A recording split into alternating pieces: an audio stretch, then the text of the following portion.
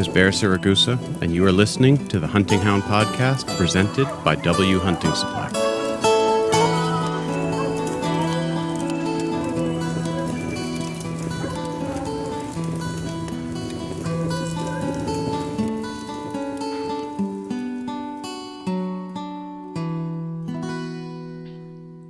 There we are.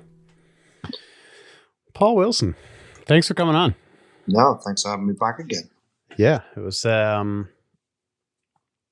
that was maybe 6 months ago we did the last one. Yeah, I guess it must be. Yeah, it was the beginning of the hunting season. So yeah, for me anyway. Yeah. Beginning of How's your season? Dreadful. Really? Yeah, really bad. We had a nice start, a really nice start. And then it all went pear-shaped after that. You know, we had probably the first 6 weeks, 2 months of the season when we start what we call staff hunting. So it's just me and the guys.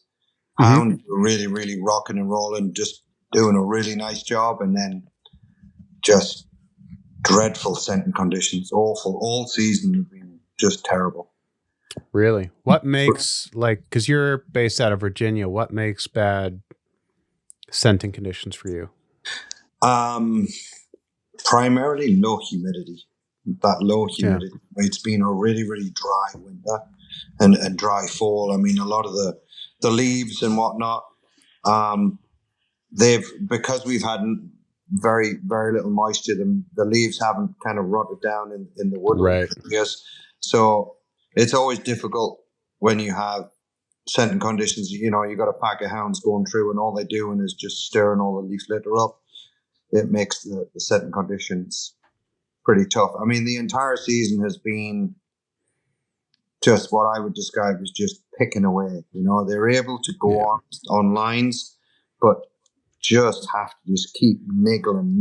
And for me, you know, there's days I take out, you know, like 35, 38 hounds. And they all have their unique abilities, but, you know, in amongst that dynamic, you've got hounds that have tremendous noses, really, really, really good deep scent noses. And then you've got ones that have tremendous drive that want to keep things going forward. So in ideal scenting conditions, it all works, because, you know, the ones that have got that drive kind of keep maintaining the ones with the better noses, and it all kind of they all run up together. And they always said back in the day that a good pack of hounds, you know, you should be able to throw a blanket over the top of them. You know, they should always be in one group. But this year, this season has just been me constantly trying to push the back end of the pack to the front end of the pack, because the front end's running away and the back end's just wanting to dwell.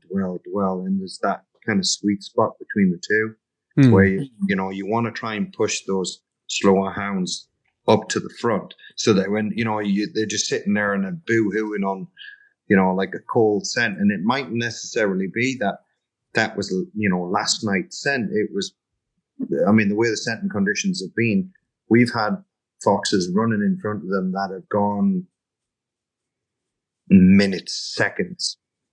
Wow.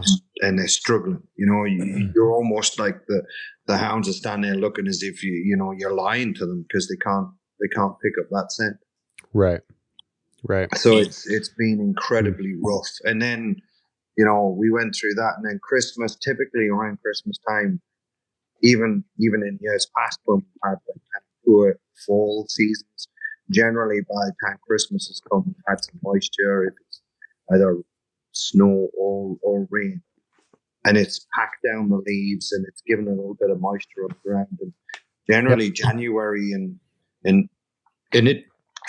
into February is generally a normally good periods of the season. You know, some of our best time, and especially normally foxes are breeding at that time of year as well. So you've got, you know, male foxes are coming in out of territory, so you normally get some really good runs, you know, blasting out of country because, you know, you got male suitors coming into the female. So, you know, you normally got, it's typically a good season. But this year we had torrential rain, and then frozen solid. Like, I mean, we had a bunch of days where it was 15 degrees, 20 degrees, Right. and the ground was just frozen solid. So it's not safe to go out, certainly on the horses. And then when it's too wet, the farmers and landowners don't want it on the ground on the horses because you turn the ground up. And plus, where do you park? We have 30, sometimes up to 30, 40 horse trailers. You can't just park them in the field and then drag them all out with a tractor and ruin the guy's field, Right. So it's been a pretty frustrating 2024 so far, because just between, you've had one extreme, it's either been frozen solid or it's been, like a bog. Right. So, I mean, we finally started the last couple of weeks. We finally started to, in February, we started getting a little bit better, but even then, it's kind of like driving with a handbrake on it. And I think it's just a little bit too little, too late now, Right. Kind of written off the season. Sure. When does the season end for you?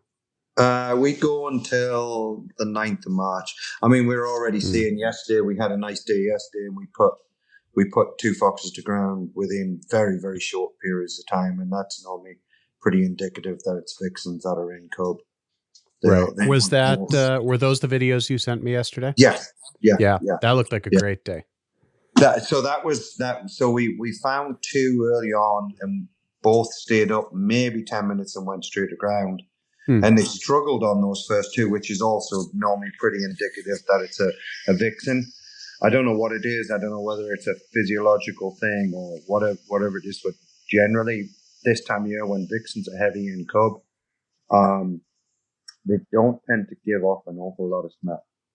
Okay, interesting. I don't know whether that's a physiological thing or whether it's just, I don't know. It seems very, very typical that female foxes, when they're heavily, they just don't seem to carry a lot of scent. So we ran 2, and they didn't really go very far at all and went straight to ground. And typically my hounds will mark very, very strongly at an earth. And they were very nonchalant about it. They were like, yeah, it's gone in there, but whatever. Now, typically they're tearing at tree roots, and they're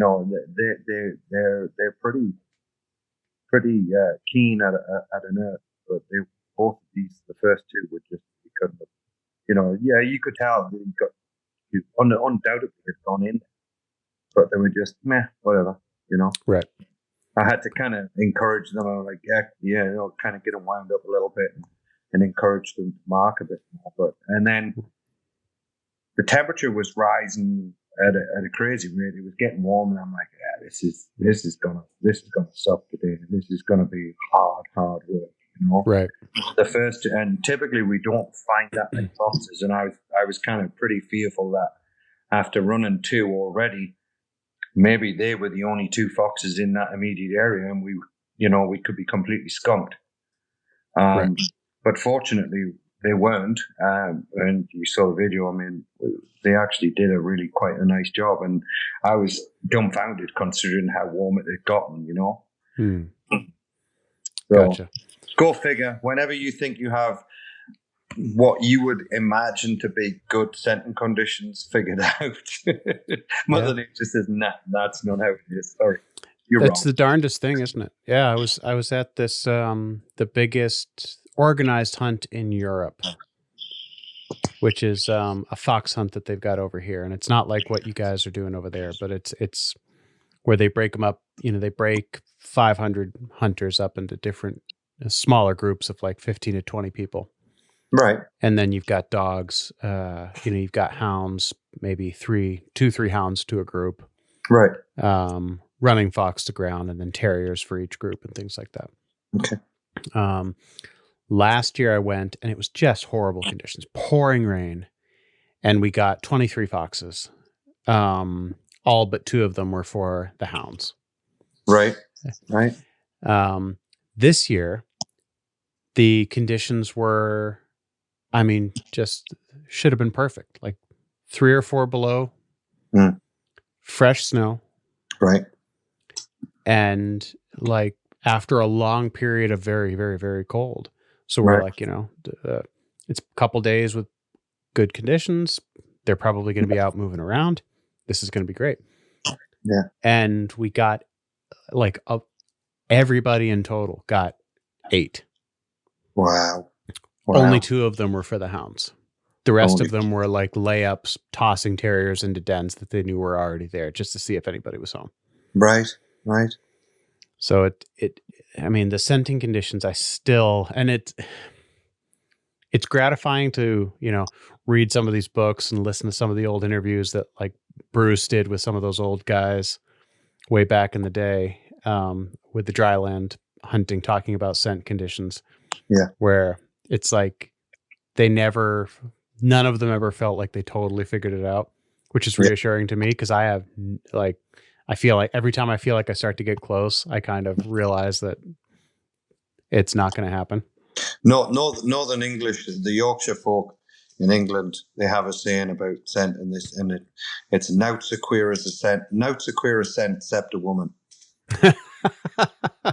Oh man, I love that. I don't That's know if great. I don't know if you get the gist of it, but yeah, Oh yeah, for yeah, sure. and it's entirely true. Yeah. The only I, thing more complicated is a woman. no, only thing more complicated than scent is a woman. I love that. Basically, yeah, That's great. yeah, So, you said you've been spending kind of the season trying to keep the pack consolidated a little bit. Is that purely happening on like cold trailing versus fast trailing ability, or is that an age thing? Like what is it that's what plays into those pack dynamics? Because you're running a lot of hounds at the same time, so you've got kind of this coaching. I think of it a little bit like a coaching role, whereas some of yeah, us are just like dropping dogs. You're actually having to, approach them a little bit more like a football coach or a baseball yeah. coach would approach a team, like trying to get everybody pulling in the same direction. Yeah, it's very much that. I think it's a combination of both scenting abilities and ages as well. I mean, like right now, I have an old dog there called Remus, and what was he? He was ended in 2016, I think. So he's getting up there. He's got a tremendous amount of miles on him now. When you consider how many miles we do, I mean, it's kind of like the sled dogs. You think you'd say, well, he's 8 or 9, and you think, well, crap, that's not that old. But Right. when you think in terms of a foxhound or a sled dog, that's a hell of a lot of mileage on them, a hell of a lot. And he's getting up there, and he's always been one of those hounds that's been at the front end and at the business end of things. And I just noticed this later in the fall. Earlier on in the season, I didn't notice it quite so much, but he can't quite run like he used to. And when he does, the next day, you can see he's visibly sore. Kind of Visibly like, tired, yeah, kind of like me, really. yeah. So I noticed that, and there's one or two that I've what we call in the foxhound world, in the mounted foxhound world, we call draft. We draft a hound. So when they become at a point where they're too slow or they don't suit our purpose, then we draft them to another hunt. So I've Okay. drafted Yep. this year. I drafted actually 6 or 7 around just before Christmas. For that very reason, they were just getting too slow. And I send them down to a lady down in South Carolina. She's in Pinewood Forest, and it's sandy soil, Mm-hmm. so it's not so tough on the hounds' bodies, or on the feet for that matter. I mean, here we have a lot of mountainous territory. We have some beautiful, real pretty country as well, but there is also a lot of places, where the foxes do end up going up the side of mountains and stuff, and it's that, Right. hammers the crap out of them. It takes it out of them. Yeah. The terrain. The terrain is such a huge part of what we do. I see that a lot with people who import dogs over here. Right. And even locally here, if I've got a hound right now where most of her family is going to come from fairly flat terrain. Right. So, she's grown up here, grew up in the terrain, still a youngster, but it's going to be interesting for me to see how she is able to cope here, Yes. Yeah. where the terrain's really rocky. It's extremely steep. Hmm. And so far she's doing great, but like ultimately what that's going to look like 7 years from now, if she's going to be, because that's an issue that I've got with the American foxhound that I have. Her genetics come from like Texas, New Mexico, Right. Right. and great genetics, but she has not held up to the Right. real rough terrain over here. She's 8 years old, but looks like she could be 12. I mean, just old and kind of crotchety and weird. Right. And I think that there's something to be said for kind of being aware as you're looking at a pack like yours. I must imagine that must be something that you have to think about when you're that aspect of pack dynamics when you're bringing in breeding animals or when you're kind of choosing what you're going to do. That there's got to be an aspect of that being aware of not only are these genetics functioning where they came from, but are they going to function here where I am? Yeah. Yeah. Yeah. I mean, we do have a pretty diverse country, our hunting country. So we're primarily in Albemarle and Orange County, Hmm. but we also hunt some in Louisa County. And one of the areas we hunt in Louisa County is called the Green Springs Historic Area, Hmm. and it's very flat.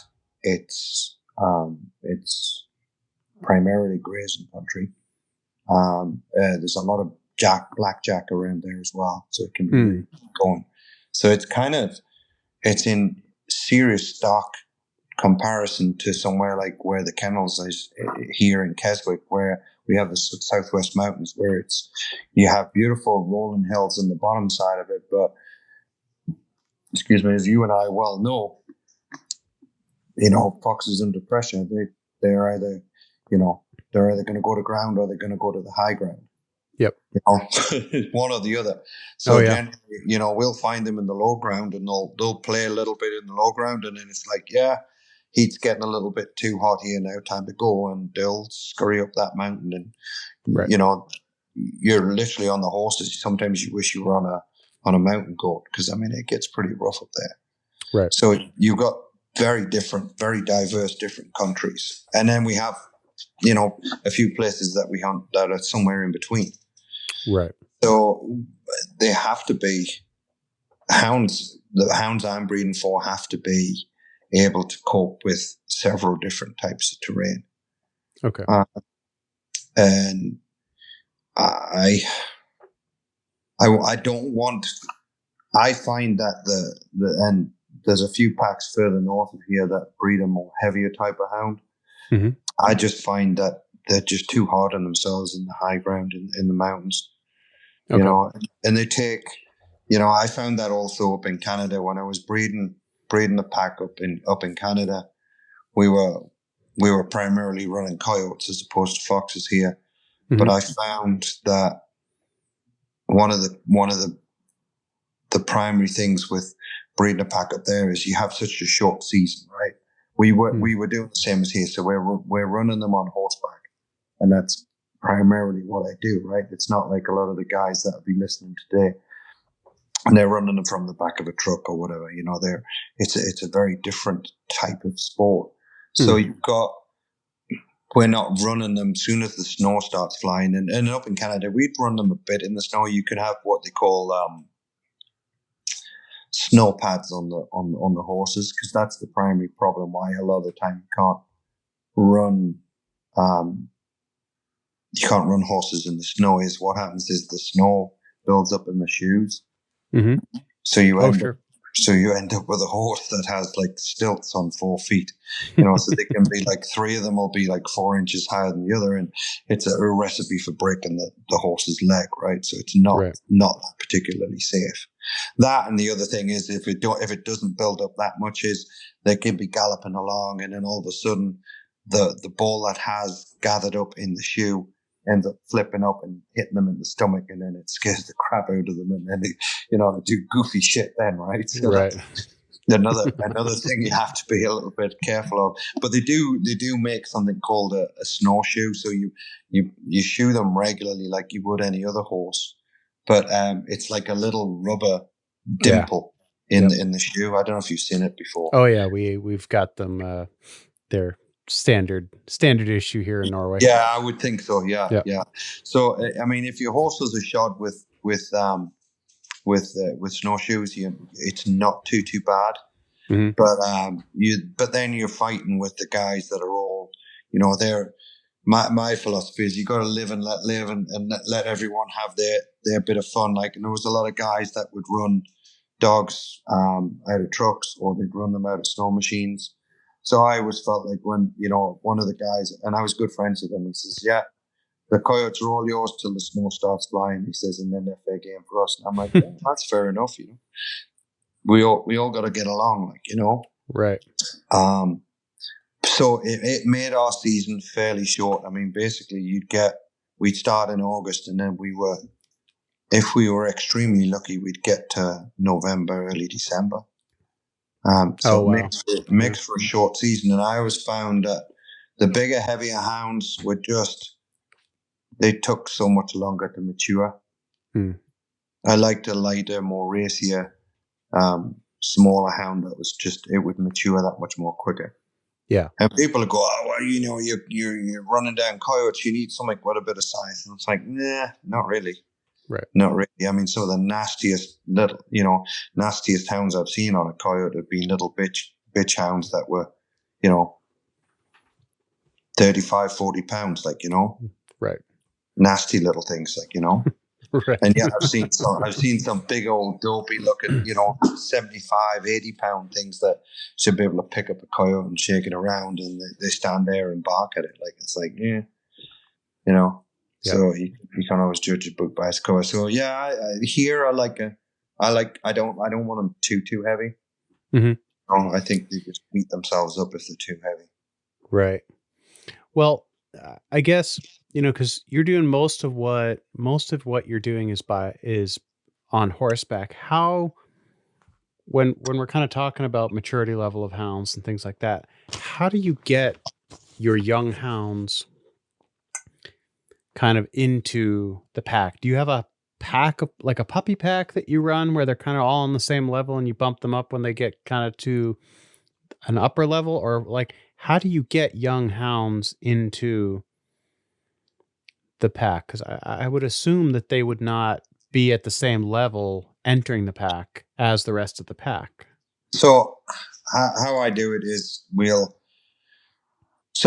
we start them off, like we'll pack break them first of all, so that they'll actually pack up with the pack when we're walking them around and stuff like that. So we start that.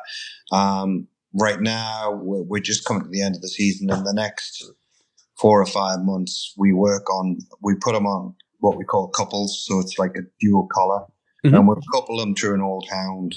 And once we give the command to get over or to stop or whatever, that puppy starts to associate it with the command. And then, so once they're pack broke, then you're 3 parts of the way there. Once we've done the pack breaking side of things, we'll spend maybe 4 to 6 weeks just chilling. We'll take them for a walk down the road and let them just be hounds. There's a big field there and there's a creek.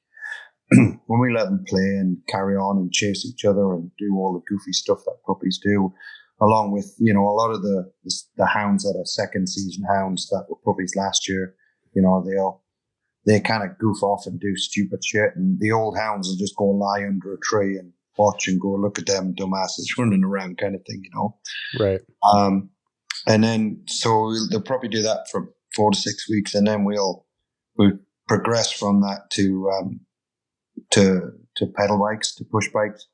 Mm-hmm. So then we'll start on them probably middle of June. We'll start on pedal bikes, and we'll take the whole pack.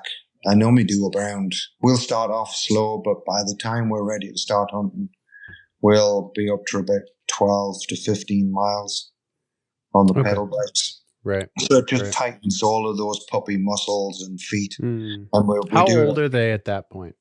So ideally, I mean, I've gotten into a horrible rut the last couple of seasons of bitches have been coming in later and later and later, and pups are getting to a point where ideally I'd like pups to be on the ground now.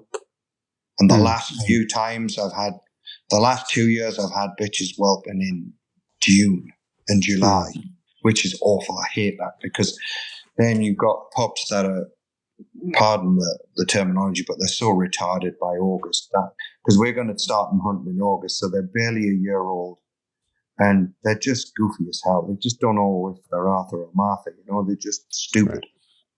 Right. And I think the type of hounds we're breeding is slightly different. Now a lot of guys listening now probably run Walkers or Julys, and they're running them at 6 and 8 months old, and they're probably running fine.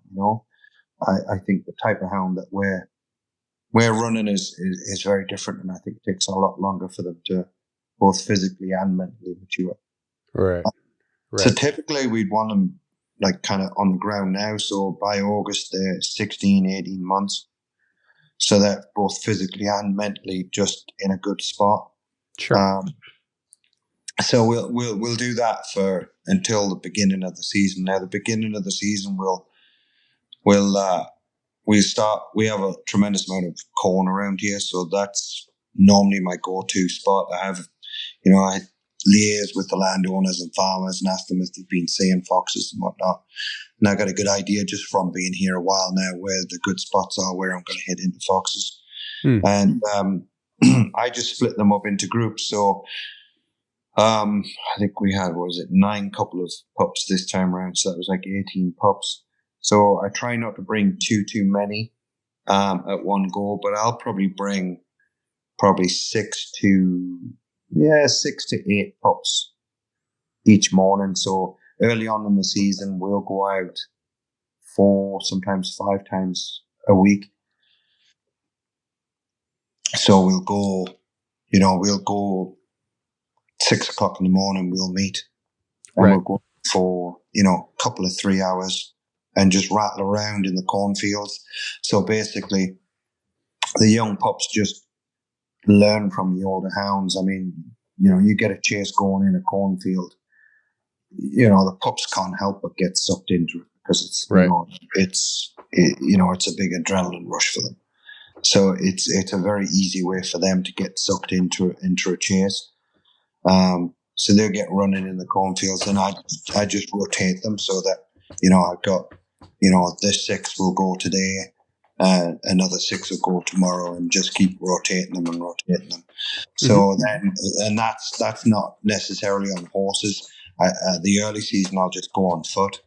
Just so sometimes if you get pups that are just a little bit shy or whatever, I'll get right in. You can walk in the cornfields with them and get right in the rows and walk in with the corn right in there with them, and just encourages them to go in there and draw for a fox. So I'll do that for a while and then slowly progress with the horses and then hunt with the horses. And then by September, it's normally Labor Day is when the official, the members can start coming out.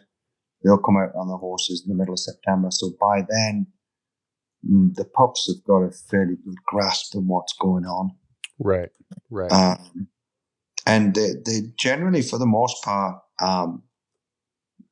they're pretty good. They're pretty good. They'll toe the line. I try not to bring, like I say, too many out at one time, because I think then they just all start hanging together and start goofing off and doing silly stuff that they ought not to be. So I try to keep it to a bit of a minimum, just like 5, 6 pups at a time. Because if you bring too many more than that, like I say, they all just kind of hang together and start. They either do one or two things. They either just hang around beside you, which is kind of infuriating, or they go off looking for trouble. Sure. That makes sense. So, I try to minimize, out of, early on in the season, I'm normally taking quite a lot of hounds because it's just, you want to try and get them out and get as much mileage on them as you can. So, early on in the season, it's nothing for me to bring 45 hounds out. Wow. Wow. That's So, that's amazing. That must be and of the 45, there's probably, 6 of them are puppies. right. So, it's a good way of getting them going, and it's always worked really well for me. Like, it's very, if the pups aren't sucked into it from that, then probably they're not going to make it. Sure. Right. That makes sense.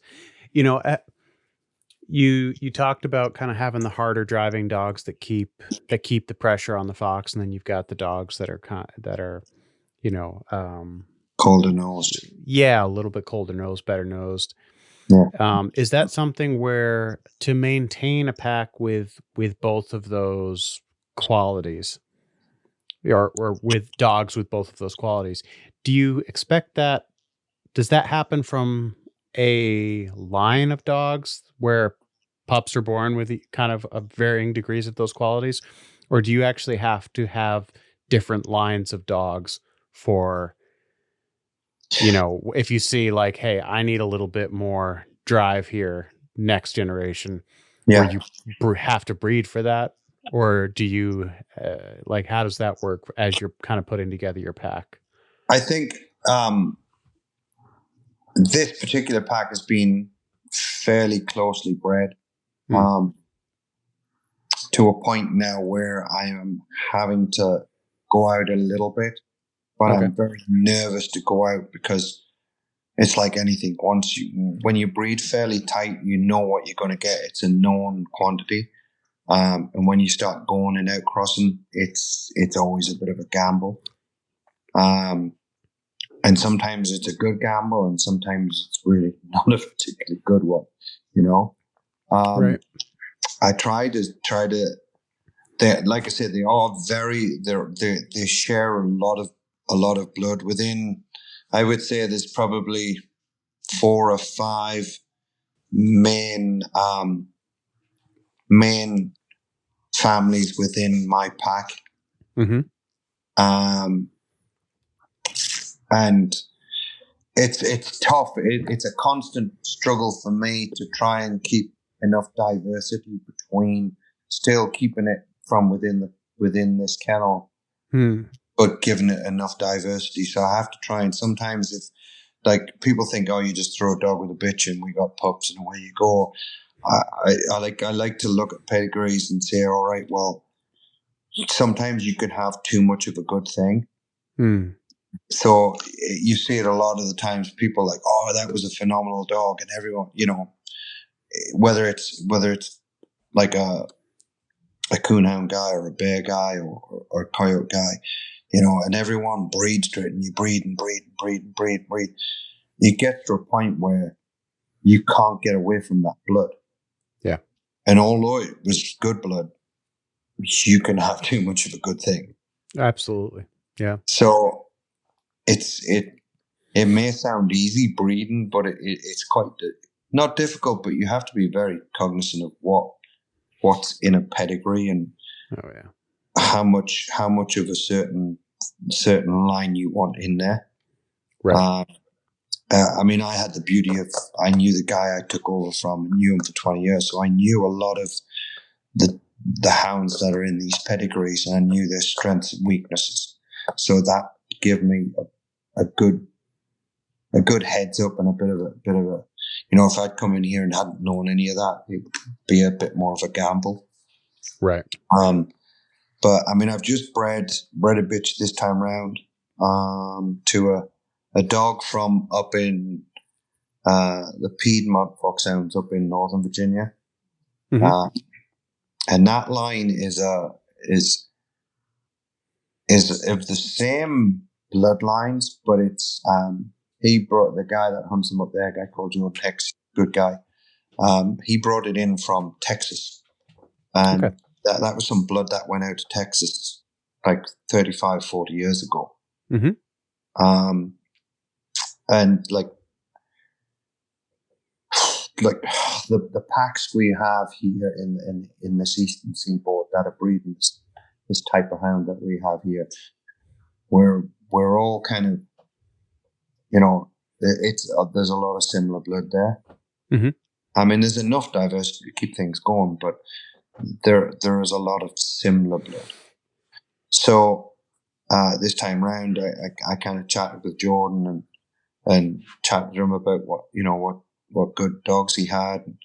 And he showed me this dog, and he said, "Yeah, the pedigree's interesting on this dog, and it goes back to some stuff that's in Texas." So I thought, well, you know what it is, let's give that a whirl. So I bred one of my bitches to this dog, Mm-hmm. uh, and the nice thing about it is that that line is on the bitches side of things. So on the top side of that breeding is some of our blood. So I'm kind of hoping it's going to nick in quite nicely. It's got an outcross, but it's also got some of the blood from here as well. So it should hopefully. I mean, that's how it goes with breeding, but it might give me just a little bit more genetic diversity but at the same time, not go so far as it might make it just a little bit less of a gamble. Right. I mean, you've got dogs in there that are kind of a known entity. Yes, Yeah, yes, exactly, for sure. exactly. So, and the bitch aside, I mean, one of the things, it's like I was chatting before, like I like a more lighter framed hound, Hmm. and a slightly smaller hound, which I think my predecessor did too. But that's almost to a detriment, because I don't know how you feel about that kind of stuff, but I find if you breed small to small, it only ever gets smaller. Um, I find that to be the case with the males. Right, If I'm right. breeding to small males, I'm going to get small males. But it's the darndest thing. My experience has been that if I've bred to big males, even if I've bred to a smaller female, Mm-hmm. I tend to maintain the size. You see, I find the opposite here. Really, I find that the size definitely comes from my bitches. Like, really. Wow, I that's mean, interesting. yeah, I have a bitch here right now, and she's tiny, and I'd love to breed from her, but my biggest problem is, where do I go? I actually am saying I tried breeding. I tried putting a bigger dog on her, and I don't know whether it was just not meant to be. I tried breeding her, and the dog couldn't get to her at all. Couldn't get hung on her. Okay, And I guess I could have gone the AI route, I suppose. But I do tend to find the opposite of what you're finding. I tend to find my size does come from the bitches. really, that's interesting. And I mean, it should be said that my experience breeding is from the sled dogs, so it's a Right. different type of dog. Yeah. Yeah. Um, Possibly. I don't know. It's but this particular Texas line, the bitches are they're a lot bigger, a lot hmm, bigger. hmm, So I'm kind of hoping that maybe it might. I'm kind of painting myself into a bit of a hole. I have some wonderful bitches, but they're just getting a little too small. right. They're getting a little bit whippety, and when it's not like we're hunting hours upon hours upon hours, but I find when you get them just a little bit too fine, that you start losing an element of stamina there. Yep. So that's kind of my thinking behind that breeding. So it's like everything. It could bite me in the ass. I don't know, but I guess it's only one way we're going to find out. Right. I mean, you have to do something. So Well, it's I bred two other bitches that are good known quantities, and out of good, really solid bitches, and good dogs. So, hmm, if this litter turns out to be an absolute crapshoot, then at least I've got the other two litters to fall back on, right. to pick up the mainstay. But yeah, this season I seem to have. I don't know why. I guess it's just how it's rolled out. But like I was saying earlier on, I think we've drafted more older hounds that have just aged out. Mm. A retired couple. One of our members, she has a little wiener dog, and she was desperate for a retired foxhound. So I gave her an old bitch, and she posted a picture of it on Facebook, and she's got the little wiener dog lying next to it. And, me being the smart ass that I am, I'm like, well, it is 2024, and if a girl wants a hairy wiener, she can have herself a hairy wiener. So I'm like, oh God, like, I might have opened up a bit of a can of worms there. Right. but uh, but yeah, we've drafted quite a few older ones this time around. But I think hmm. to be you need experience in your pack for sure. But sometimes, if you keep that experience around for too long, it can be a detriment to the pack. Absolutely. Absolutely. I think that that's the case with,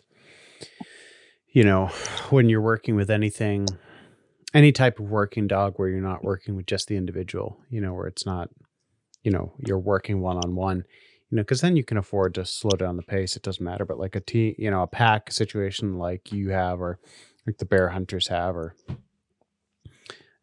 some of these dry ground lion guys have, Yes. or Yeah. the sled dogs guys have, you're Right. only going to be as fast as your slowest dog. And naturally, your slowest dog is probably going to be one of your older ones. Yeah. Yeah. And, that it's a trade off where, you've got the older ones are going to bring the experience and the ability to kind of, roll with the punches that the younger dogs are just not going to have. But, at the same time, it's kind of, you hit a point where it becomes kind of an issue of diminishing returns where, yeah, they can get everything done, but it's just going to be so slow that it doesn't actually make a difference. I mean, like yesterday, I got a dog there. His name's Ozzy, and he's probably the biggest dog I have in the kennel. He's got a Mm. head on him like a bucket. I mean, he's everything what I've just said that I like in a hound. He's the opposite. He's like 80 or 90 pounds, Mm. and like I said, head like a rhinoceros. Um, and amazingly, he's entered. I think maybe he might be a year older. No, a year younger than the Remus dog I was talking about. Yeah. And typically, I would think of him being like 8 or 9 or whatever he is, as being done by now. Right. Because he's so big and heavy. Sure. But that son of a gun is still he's in better shape than the smaller, lighter frame dog, which absolutely genuinely has shocked me. But yesterday, they got going, and I think if you go back and look at the video, that first video I sent you, there's two hounds come along the lower side, and you can hear two big, deep chop voices, boop, boop, boop. And Mm. he's one of those dogs. I mean, phenomenal dog, and he pretty much him and the other dog that's with him is a dog called Captain, and the pair of them started that hunt off and got going. And without him, would they have found it? Probably, but he was the one that got going. But when we got back, and we count the hounds in couples, right? So we'll say like yesterday I had 15 and a half couple, which is, 31 hounds. Right. Yep. Mm. So I were coming back and I counted off and I said we had 15 couple, we were half light. So I pulled it up on the GPS and there was Ozzy back where we originally found that fox dicking around on the side of the thing, on the side of the riverbank. And I'm calling, and he basically, I mean, he was a good ways away, so he probably couldn't have heard me anyway. But basically, we got the metaphorical finger, screw you, good luck. Sure. So I sent one of the guys back. I said, look, I said to Gavin, I gave him the GPS on my phone. I said, here, go and get Ozzy and bring him back. I said, I'll meet you back at the trailers. We get back to the trailers and still no Gavin. So Mike, who's my kennelman, and Tony Ann, the girl that runs the barn, they went off and I said, go and find Gavin. If you can find Gavin, grab Ozzy off of him, throw him in the back of the truck and come on. I said, it's taking too long. 15 minutes later, still nothing. I'm like, oh, for crying out loud. So then I just radio up. I say, have you got Ozzy? No, he's still dicking around on the side of the riverbank. I'm like, all right, just all of you's come back. I'll go get him. Hmm. And I physically had to go get him, you know. Hmm. And that's the trade-off, right? He's an independent. Right. You know, he thinks he knows better. He's, you know, he just, you know, he needed a kick in the ass, really, to be honest. But right. That's when that. But the days when that refusal to just quit, and it was probably just all drag lines that were already there from where we found it first thing. Mm-hmm. But he was just dicking around on that, and it's like, dude, come on, like, you know, right. My prime example of just being a detriment. Like, I mean, I'd have liked to just got them all back home and away we go, but no, I ended up spending 45 minutes or an hour going and trying to find his sorry ass. Right. Right. It's kind of the classic. Nobody's perfect, you know. Yeah. So I mean, like I said to the boss this morning, I was chatting to one of the bosses, and I said, look, you know, Remus and Ozzy, they'll probably do the earlier part of next season, and they'll be crucial in getting next season's puppies going. But after that, we'll probably draft them down to Melissa down in South Carolina. Yeah. Because you know, they're just becoming sorry, just a hindrance, you know. Right. So, you know, it's every dog has its day, I guess. Yeah, I guess so. You know, it's. I mean, I sent her a dog earlier on this season, and he was a pup, and all his siblings were doing fine, but for some reason or other, this dog was he just couldn't work out fences. He get stuck behind the fence, and they'd be roaring the bloody house down, going berserk, and I'm like, oh, I swear to God, I was going to shoot him. Like, I mean, you know, they'd find a fox, and you know, all the rest of the pack are either over the fence or under the fence and gone, and he's standing there cooking up a storm on the side of the fence, and I'm like, I'm done with this crap. Like, and Melissa is like, I say, she's in Pinewood Forest. There's no fences at all. Yep. And I said to her, I said, look, this is the deal. I said, he's a young dog. He's broke. He won't mess around with deer. He's deer broke. I said, he has the potential to be a good dog. I said, but I cannot deal with that. Like, he's doing my head in. Like, he's got to go. Okay. And she said, we don't have any real fences down here. So yeah, he'll slot in great. I said, well, I'm being honest with you. This is his fault, you know. And I spoke to her a couple of weeks ago. He's one of the best young hounds that she has. He's doing great. Yep. So, you know, just horses for courses, I suppose. You know, and it's kind of bringing it back to what we were talking about before. You know, it's you know, the pack dynamics and building a pack. You've got to kind of have to. It's not just as simple as getting the number. You know, you can't put whatever 45 hounds together and expect it to work. You've got to have.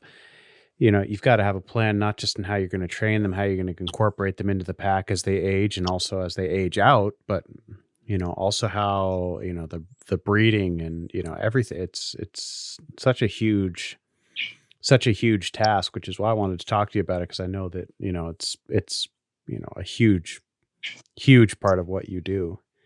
Well, I think I think the one beauty about it is we have a lot of, like, being a member of the Master of Foxhounds Association of America, we have a really, really good resource in that they have an online stud book. So I can geek out all night just going into pedigrees, and I can just sit there and you can pull up to, like, I think it's up to 7 or 8 generations. Wow. Just on the screen at one time. So cool.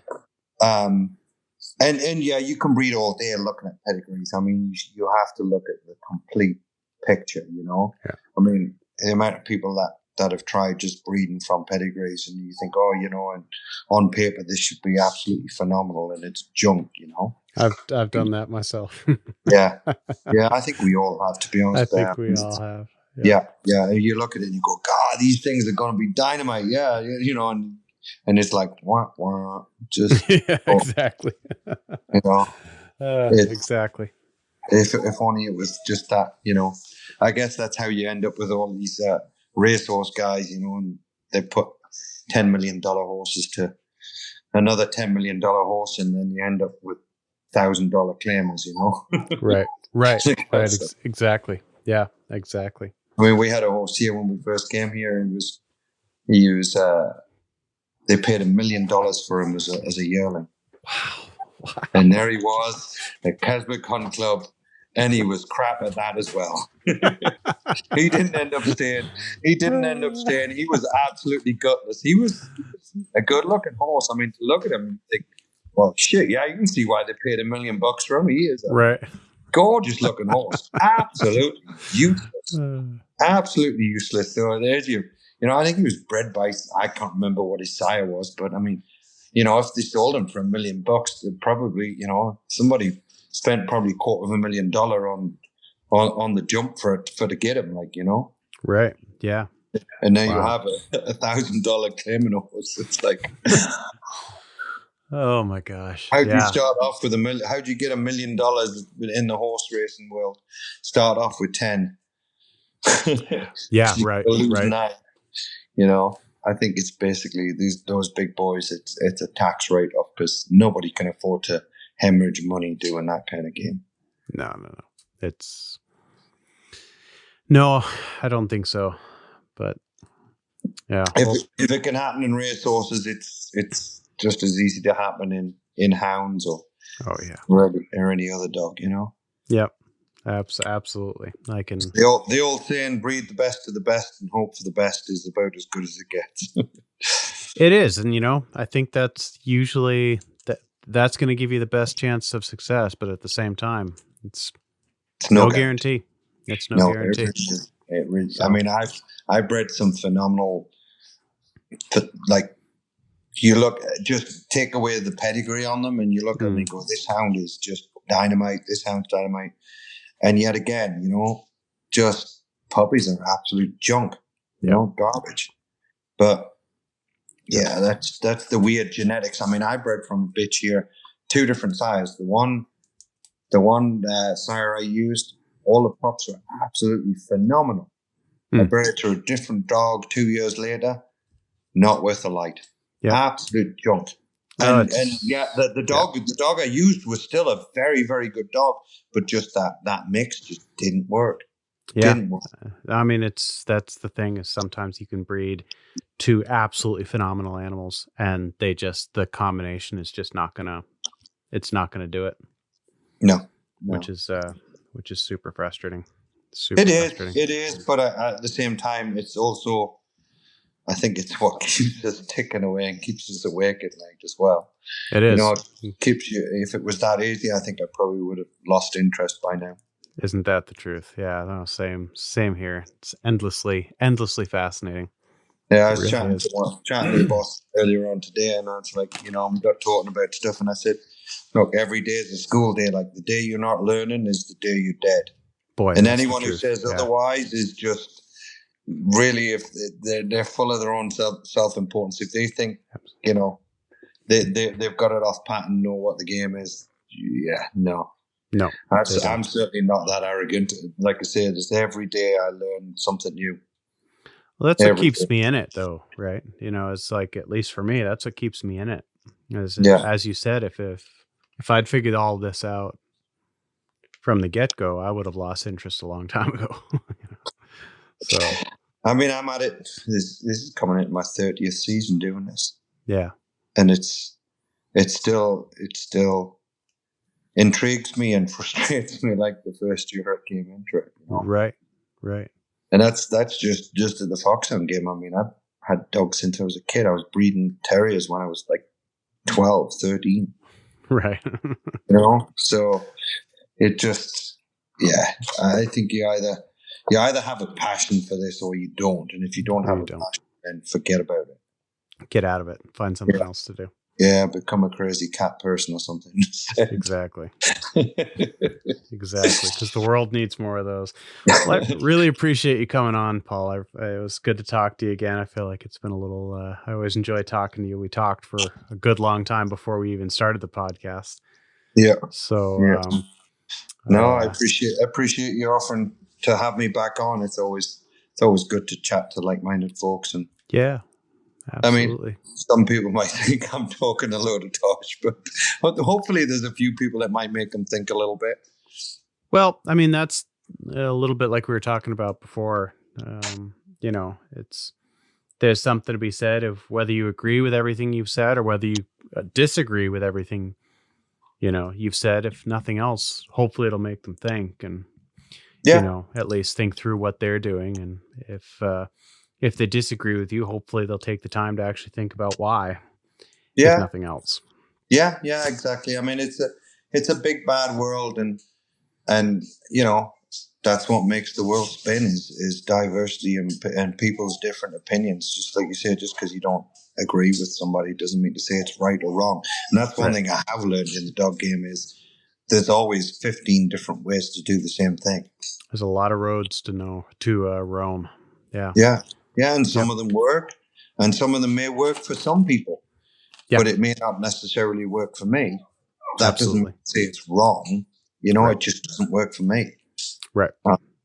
And like I say, I'm not so arrogant to realize that this every day is a different day, and I think as dog people, I think you can always garner information and knowledge from other people from different facets of life and Hmm. different realms of dog world or horse world or whatever. I mean, it's there is a lot of good, valid stuff that people kind of get a little bit close-minded to things, and I think they do themselves a disservice by not being a little bit more open-minded. Because the way I look at it is, if you can do something easier, I mean, it's that whole saying, like, work smarter, not harder. Yep. Or if you can find and devise a way of doing something easier, then why the hell not? Right. You get a lot of. It's one thing I've found since I live in Virginia. And we go like, well, why do you do it that way? Oh, it's the Virginia way. We've always done it that way. Yeah. But we could do it this way and this way, and it would make life a whole pile easier. Oh, no. We like to. It's almost like they're, it's like, it's, some kind of, I don't know. I don't know what it is. It's just sometimes it's just like making certain kind of trails of thought just get into people's Oh, head. sure. Yeah, Why it's do you like, do it? Why do you do it? Because it's always been done that way. yeah, Yeah. that's a classic. Oh, we've always done it that way. And it's like, Yeah. well, have you ever thought there might be a better way of doing it? Right. And that's not to say that you need to do it the way I'm doing it. Maybe a hybrid version of the way I do it and the way you do it might make it way more streamlined, Right. But Right. yeah, No, absolutely.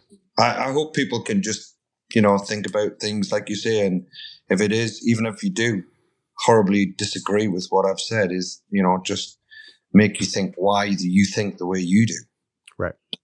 Yep. And is there potentially another better way of doing it? Yep. No, absolutely. I think we owe it to our dogs to give them. When you go into breeding something, you've got to do your due diligence. You've got to think about why the hell you're breeding this. What are they bringing to the table? Yep. And I think a lot of guys will just breed to something just because it's next door. Just because it's there. Yeah.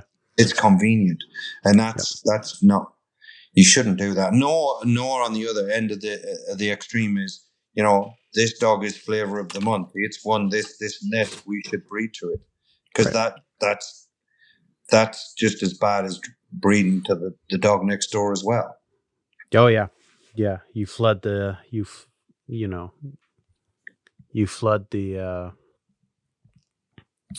the stud books, or not the stud books, but you flood the population with Too much of the same genetics. too much of the same thing. Yeah, And exactly. you get I think they call it popular stud syndrome or something. They call it something like that. It is. Yep.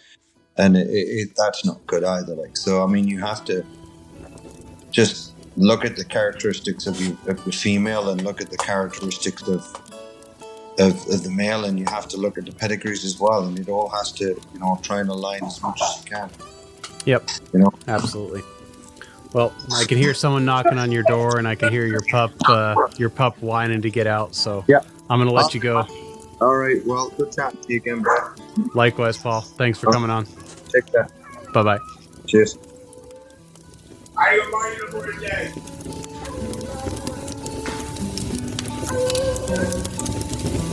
Man, I love that sound.